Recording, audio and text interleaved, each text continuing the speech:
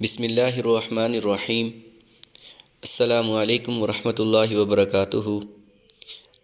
آج ہم بات کریں گے ٹائٹینک جہاز کے 55 اہم راز کی، تو چلیے ویڈیو کی طرف۔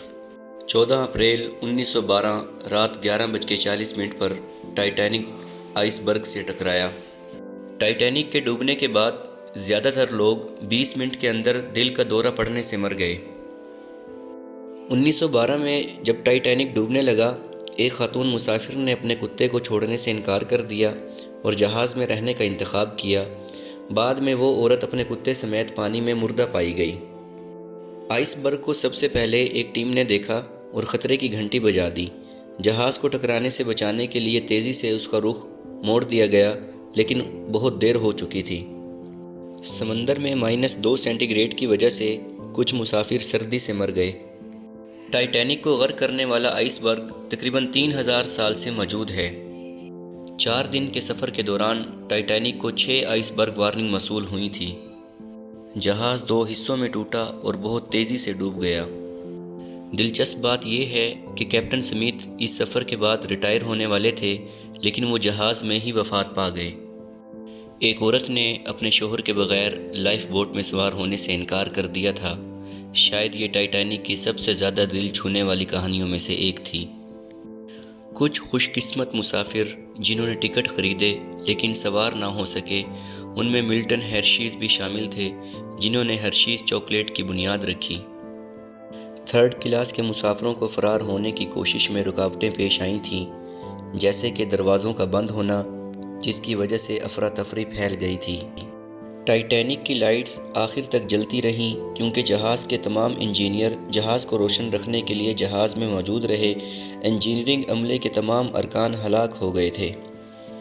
امیر مسافر خوش قسمت تھے، ان کے کمرے اوپر والے حصے میں لائف بوٹ کے قریب تھے۔ بہت سے غریب مسافر جن کے کمرے جہاز کے نچلے حصے میں تھے، وہ وقت پر لائف بوٹ تک نہ پہنچ سکے۔ SS کیلیفورنیا، جو دوسرے جہاز کا نام ہے، مسافروں کو بچا سکتا تھا، لیکن یہ ٹائٹینک کے بہت قریب تھا، لیکن ریڈیو کی بند ہونے کی وجہ سے اطلاع نہ دی جا سکی۔ ٹائٹینک کی پہلی لائف بوٹ، جس میں 65 افراد کی گنجائش ہونے کے باوجود صرف 28 افراد سوار ہوئے تھے۔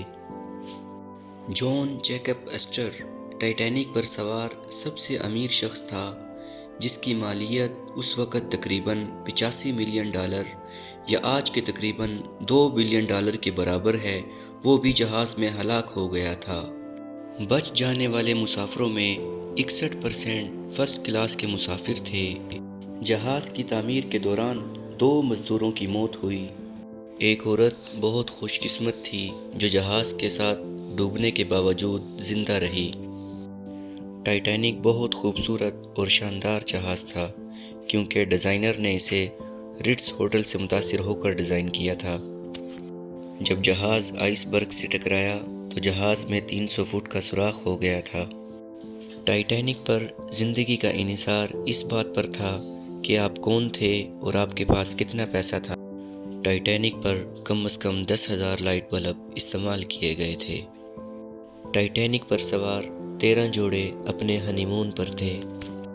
ٹائٹینک کا آخری لنچ مینیو $88,000 میں فروخت ہوا۔